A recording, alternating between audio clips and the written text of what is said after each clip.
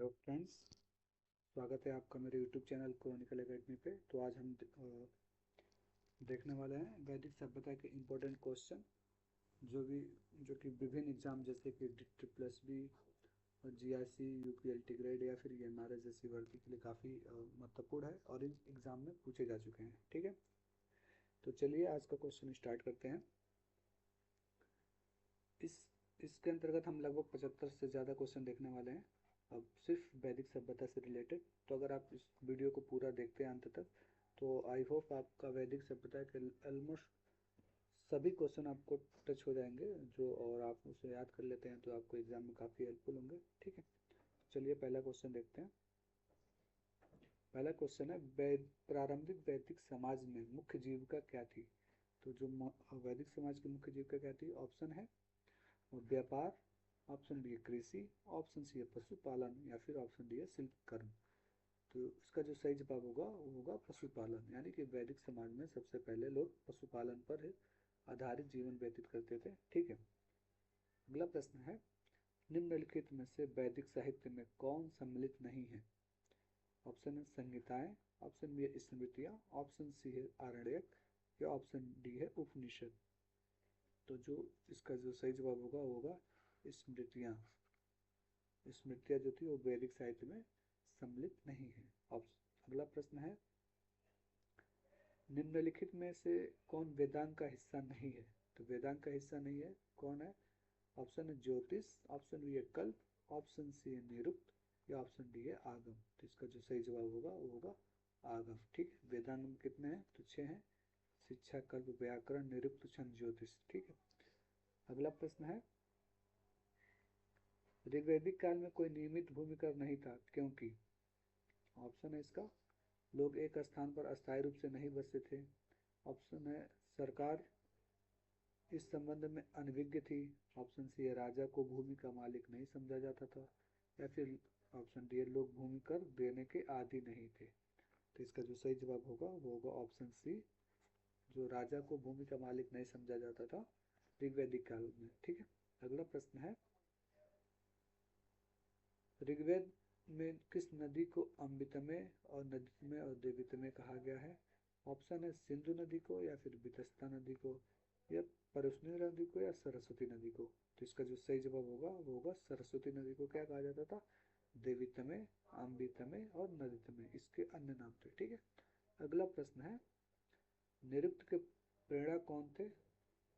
Option है बादरायण, यास्क या पतंजलि या पाणिनि। तो इसका जो सही जवाब हो जाएगा वो होगा यास्क। यास्क को ही निरुक्त का प्रणेता कहा जाता है। ठीक है, अगला प्रश्न है, सर्वप्रथम किसने सुझाव दिया कि संस्कृत, लैटिन तथा ग्रीक एक ही भाषा परिवार से संबंधित है? ऑप्शन है इसके चार्ल्स विल्किंस या फिर B.A. स्मिथ या A.F. मैक्स मूलर या फिर ऑप्शन डी है सर विलियम जोन्स। तो इसका जो सही जवाब हो जाएगा वो होगा सर विलियम जोन्स थे। उन्होंने ही यह सुझाव दिया था कि संस्कृत, लैटिन और ग्रीक एक ही भाषा परिवार से संबंधित है। ठीक है, अगला प्रश्न है, नारायण के साथ विष्णु के तादात्म्यता का प्राचीनतम उल्लेख प्राप्त होता है? तो कहाँ से प्राप्त होता है या किस अभिलेख से प्राप्त होता है, उसको हमें जवाब देना है। प्रश्न है आपका, ऑप्शन देख लेते हैं। तैतरीय आरण्यक या महाभारत या पतंजलि या फिर पतंजलि के महाभाष्य से या फिर बौधायन धर्मसूत्र से। तो इसका जो सही जवाब होगा वो होगा तैतरीय आरण्यक से। ठीक है, अगला प्रश्न है, उत्तर वैदिक काल में पालागल से तात्पर्य था, क्या था? ऑप्शन है रथ सेना नायक, ऑप्शन बी है संदेश वाहक, ऑप्शन सी है ग्राम का मुखिया, ऑप्शन डी है वित्त मंत्री। इसका जो सही जवाब होगा वो होगा संदेश वाहक। जो संदेश को एक जगह से दूसरी जगह तक पहुंचाता था उसे क्या कहा जाता था? पालागल कहा जाता था। अगला प्रश्न है, सप्तपदी का सही अर्थ क्या है? ऑप्शन है 7 पग चलना या फिर 7 प्रतिज्ञा या वचन निभाना, ऑप्शन सी किसी भी व्यक्ति के साथ 7 पग चलना या उपयुक्त में से कोई नहीं। इसका जो सही जवाब होगा वो होगा 7 प्रतिज्ञा या 7 वचन निभाने वाले को क्या कहा जाता था? सप्तपदी कहा जाता था। अगला प्रश्न है, सर्वप्रथम किस ग्रंथ में हिरण्यकार शब्द मिलता है? तो किस ग्रंथ में मिलता है? ऋग्वेद में, सामवेद में या यजुर्वेद में या अथर्ववेद में? इसका जो सही जवाब होगा वो होगा अथर्ववेद में। ठीक है, अथर्ववेद में हमें हिरण्यकार का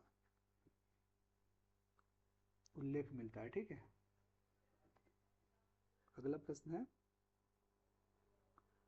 प्राचीन भारत में जो विधवा पुनर्विवाह कर लेती थी उसे कहा जाता था। जो विधवा थी वो जो पुनर्विवाह कर लेती थी उसको किस नाम से जानते थे?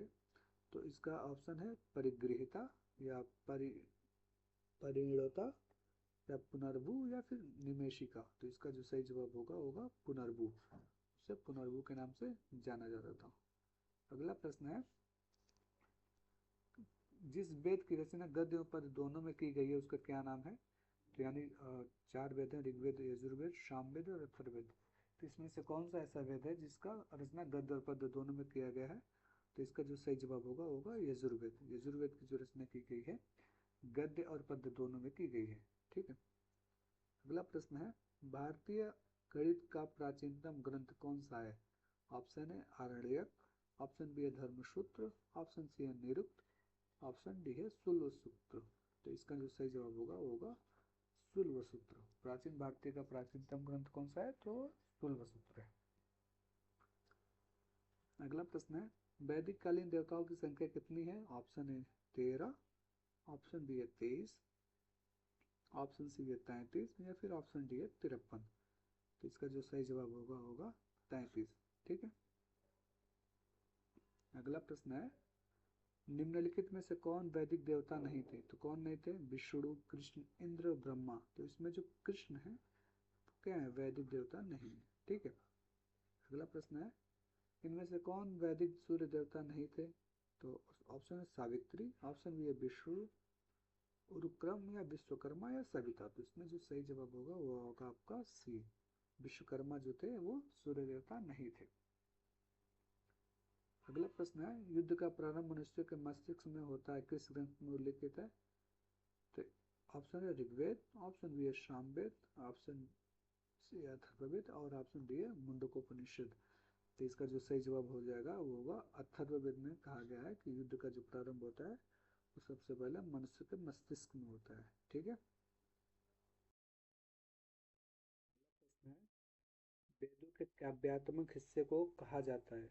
ऑप्शन है ब्राह्मण, ऑप्शन बी है आरण्यक, ऑप्शन सी है संहिता, और ऑप्शन डी है उपनिषद। तो जो वेदों का काव्यात्मक हिस्सा होता है उसे किस नाम से जानते हैं? तो उसे जानते हैं संहिता के नाम से। ठीक है, तो option C is the right answer. अगला प्रश्न है, वेदों को कहा जाता है, वेदों को क्या कहा जाता है? ऑप्शन है वेदांत, ऑप्शन बी है दर्शन, ऑप्शन सी है ध्वनि, और ऑप्शन डी है व्याकरण। तो इसका जो सही जवाब होगा वो होगा ध्वनि उच्चारण, क्योंकि वेदों को उच्चारण करके पढ़ा जाता है।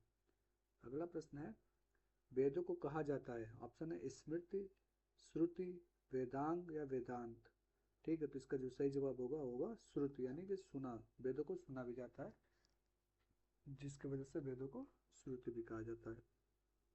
अगला प्रश्न है, निम्नलिखित में से कौन से ग्रंथ वेदों या श्रुतियों के अंग नहीं है? ठीक है, संहिता, ब्राह्मण, उपनिषद, या पुराण। तो इसका जो सही जवाब होगा वो होगा पुराण। अगला प्रश्न है, युद्ध के लिए ऋग्वेद में किस शब्द का प्रयोग किया गया है? Very important question. ऑप्शन है वर्मन, ऑप्शन बी है गविष्टि, ऑप्शन सी है बलि, या ऑप्शन डी है वज।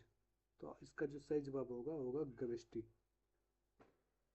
युद्ध के लिए ऋग्वेद में गविष्टि शब्द का उपयोग किया गया, और बलि एक प्रकार का क्या था? कर था। ठीक है, अगला प्रश्न है, वैदिक काल में किस पशु को अगन्य कहा गया है? ठीक है, जिससे अगन्य मतलब जिसे मारा ना जा सके या फिर इससे जिसे हानि ना पहुंचाई जा सके, इससे संबंधित है। तो ऑप्शन है बैल, ऑप्शन बी है घोड़े भेड़, ऑप्शन सी है गाय, या ऑप्शन डी है हाथी। तो इसका जो सही जवाब होगा ऑप्शन सी है गाय।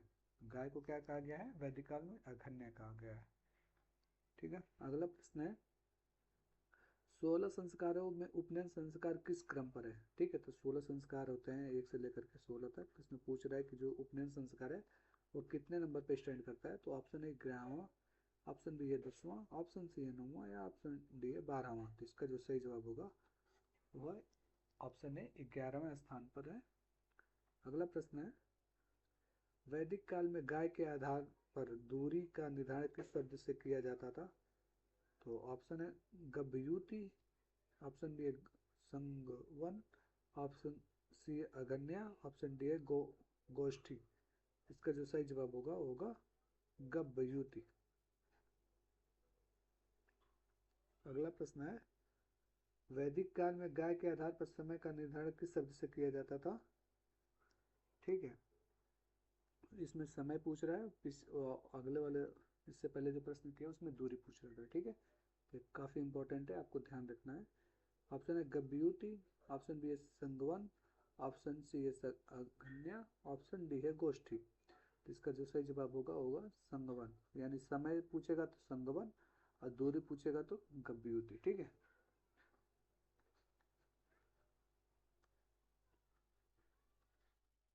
अगला प्रश्न है,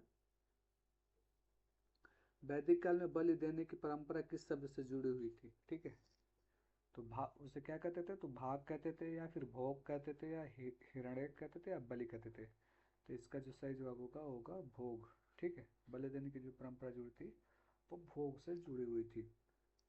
अगला प्रश्न है, हिरण्यकार शब्द सर्वप्रथम किस ग्रंथ में मिलता है? ठीक है, तो इसका ऑप्शन है ऋग्वेद, सामवेद, यजुर्वेद या अथर्ववेद। तो इसका जो सही जवाब हो जाएगा वो हो जाएगा यजुर्वेद। अगला प्रश्न है, वैदिक काल में बलि देने की परंपरा किस शब्द से जुड़ी थी? तो ऑप्शन है भाग, ऑप्शन बी है भोग, ऑप्शन सी है हिरण्य और ऑप्शन डी है बलि। तो इसका जो सही जवाब होगा वो होगा भोग। ठीक है, अगला प्रश्न है,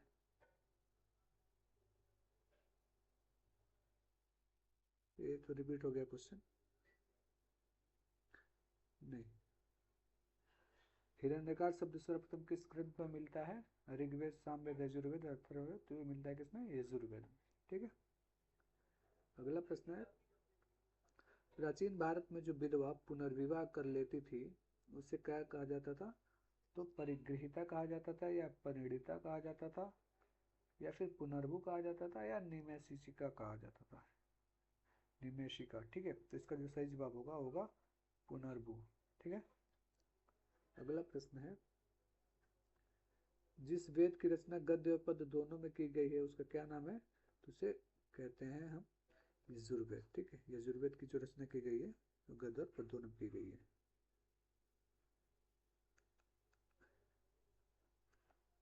अगला प्रश्न है, भारतीय गणित का प्राचीनतम ग्रंथ कौन सा है? ठीक है, तो जो भारतीय संस्कृत गणित का प्राचीनतम ग्रंथ कौन सा है? ऑप्शन है आरण्यक, ऑप्शन बी है धर्मसूत्र, ऑप्शन सी है निरुक्त, या ऑप्शन डी है सुलभसूत्र। तो इसका जो सही जवाब होगा वो होगा सुलभसूत्र। ठीक है, अगला प्रश्न है, निम्नलिखित में से कौन वैदिक देवता नहीं है? तो वैदिक देवता नहीं है इसमें से कौन? तो ऑप्शन देख लेते हैं। इसमें ऑप्शन है विष्णु, ऑप्शन बी है कृष्ण, ऑप्शन सी है इंद्र, और ऑप्शन डी है ब्रह्मा। तो इसका जो सही जवाब होगा वो होगा कृष्ण। अगला प्रश्न है, वैदिक कालीन देवताओं की संख्या कितनी थी? तो 33 थी। ये क्वेश्चन रिपीट हो गया है। अगला प्रश्न है, विश्व में से कौन वैदिक सूर्य देवता नहीं थे? ये भी क्वेश्चन रिपीट हो गया है। विश्वकर्मा जो थे वो वैदिक सूर्य देवता नहीं थे। अगला प्रश्न है, युद्ध का प्रारंभ मनुष्य के मस्तिष्क में होता है किस ग्रंथ में उल्लिखित है? तो अथर्ववेद में उल्लिखित है। भी क्वेश्चन रिपीट है।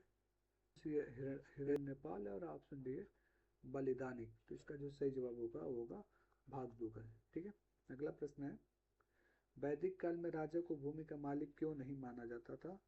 क्या रीजन था? तो ऑप्शन है जनजातीय व्यवस्था थी, भूमि देवता की थी, राजा को दान मिलता था, या कर प्रणाली नहीं थी। तो इसका जो सही जवाब होगा होगा जनजातीय व्यवस्था थी, जिसकी वजह से राजा को भूमि का मालिक नहीं माना जाता था। अगला प्रश्न है, वैदिक काल में शिक्षा का प्रमुख माध्यम क्या था? ऑप्शन है लिपि, ऑप्शन बी है श्रवण, ऑप्शन सी है चित्रलेखन, ऑप्शन डी है मुद्रण। तो इसका जो सही जवाब होगा वो होगा श्रवण। ठीक है, यानी वो वैदिक काल में शिक्षा मौखिक यानी जो भी गुरु थे, आचार्य थे, वो बोलते थे, मंत्रों को उच्चारण करते थे, और जो शिष्य थे उनको सुन करके वो उसको कंठस्थ कर लेते थे। ठीक है। अगला प्रश्न है, वैदिक काल में वेदों को किस नाम से जाना जाता था? तो वैदिक काल में वेदों को श्रुति के नाम से जाना जाता था। ठीक है। अगला प्रश्न है, वैदिक काल में विवाह को क्या माना जाता था? पहला, सामाजिक अनुबंध। ऑप्शन बी है धार्मिक अनुष्ठान। ऑप्शन सी है पवित्र बंधन। ऑप्शन डी है कानूनी प्रक्रिया। तो इसका जो सही जवाब होगा वो होगा पवित्र बंधन। अगला प्रश्न है, शतपथ ब्राह्मण में पत्नी को क्या कहा गया है? तो शतपथ ब्राह्मण में पत्नी को क्या कहा गया है? ऑप्शन है सधर्मिणी। ऑप्शन बी है अर्धांगिनी। ऑप्शन सी है गृहिणी। या ऑप्शन डी है यजमानी। ठीक है। तो इसका जो सही जवाब होगा वो होगा अर्धांगिनी। ठीक है। अगला प्रश्न है, वैदिक काल में नियोग प्रथा किससे संबंधित थी?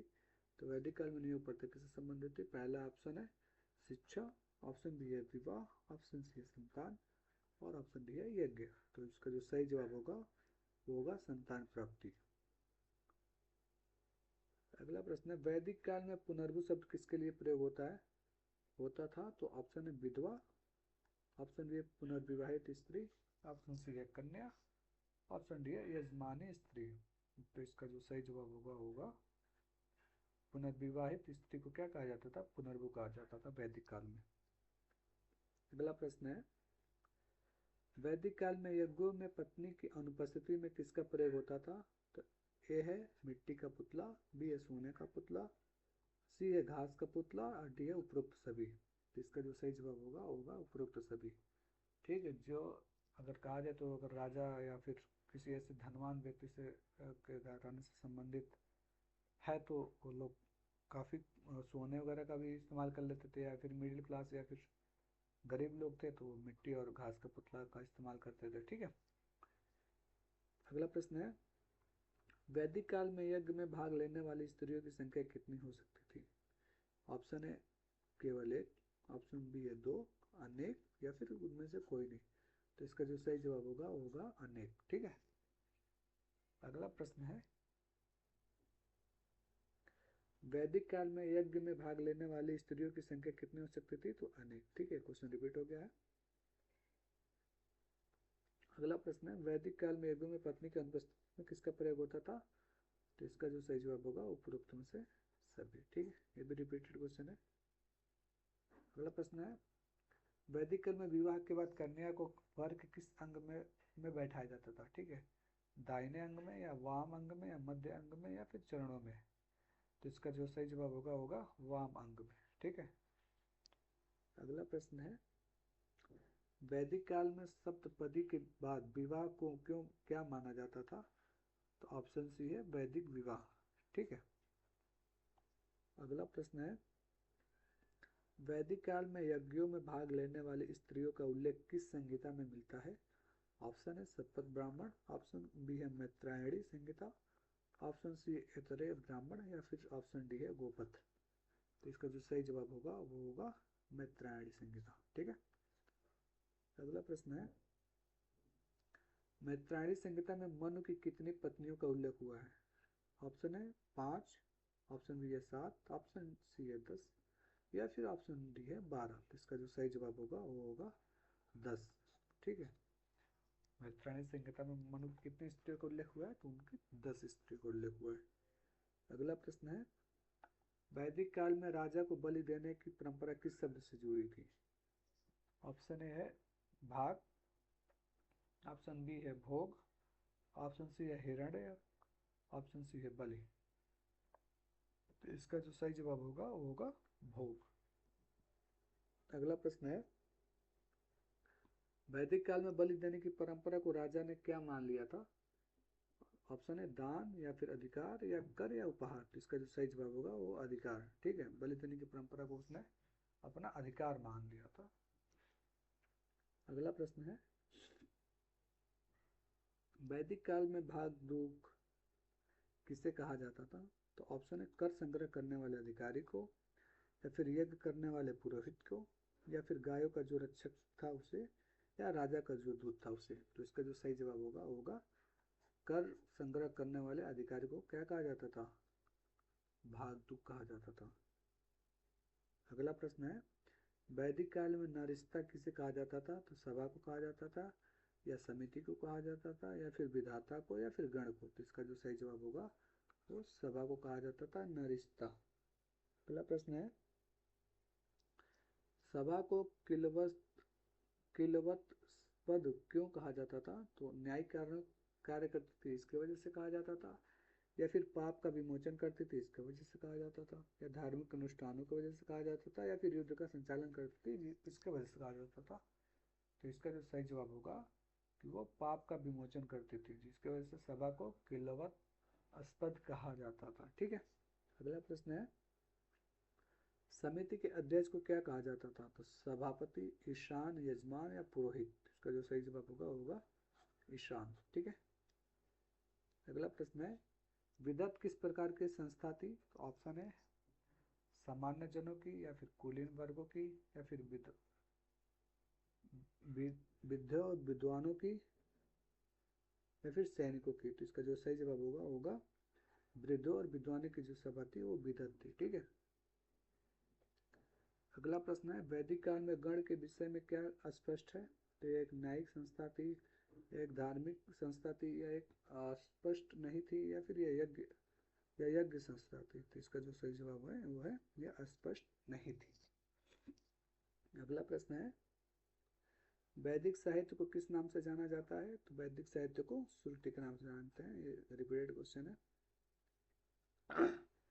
श्रुति का शाब्दिक अर्थ क्या हुआ, क्या अर्थ है? तो इसका जो सही जवाब होगा होगा सुना हुआ। ठीक है। अगला प्रश्न है, वैदिक काल में लिपि का ज्ञान नहीं होने के कारण ज्ञान कैसे संप्रेषित होता था? ऑप्शन है श्रवण परंपरा द्वारा। ठीक है। अगला प्रश्न है, वेदों को अपौरुषेय क्यों कहा जाता है? ऑप्शन है क्योंकि वे देवताओं द्वारा रचित हैं, ऑप्शन बी है क्योंकि वे ऋषियों द्वारा रचित हैं, ऑप्शन सी क्योंकि वे किसी मानव द्वारा रचित नहीं है, ऑप्शन डी है क्योंकि वे लिपिबद्ध नहीं है। तो इसका जो सही जवाब है वो है क्योंकि वे किसी मानव द्वारा रचित नहीं है, इस वजह से वेदों को अपौरुषेय कहा जाता है। ठीक है। अगला प्रश्न है, वेदों की किस परंपरा में संप्रेषित किया जाता है? तो ऑप्शन है राजकीय परंपरा, ऑप्शन बी है गुरु शिष्य परंपरा, या फिर ऑप्शन सी है याज्ञिक परंपरा, या ऑप्शन डी है ब्राह्मण परंपरा? इसका जो सही जवाब होगा होगा गुरु शिष्य परंपरा। ठीक है। तो ये आज के लिए इतना ही क्वेश्चन था। आई होप आपको पसंद आया होगा। अगर आपको वीडियो पसंद आया तो इसे ज़रूर लाइक करें, सब्सक्राइब करें और कमेंट करके बताएं आपको कैसा लगा। अगर आपका कुछ सुझाव है तो आप कमेंट करके अपना सुझाव भी दे सकते हैं। साथ ही साथ अगर आपको किसी और टॉपिक पे या फिर किसी और सब्जेक्ट पे इंपॉर्टेंट लेक्चर्स चाहिए, पीपीटी चाहिए, पीडीएफ चाहिए, तो आप मेरे टेलीग्राम चैनल से जुड़ सकते हैं। डिस्क्रिप्शन में लिंक दिया गया है, और अपना कमेंट करके अपने सुझाव को भी रख सकते हैं। ठीक है। मिलते हैं अगले वीडियो में। धन्यवाद।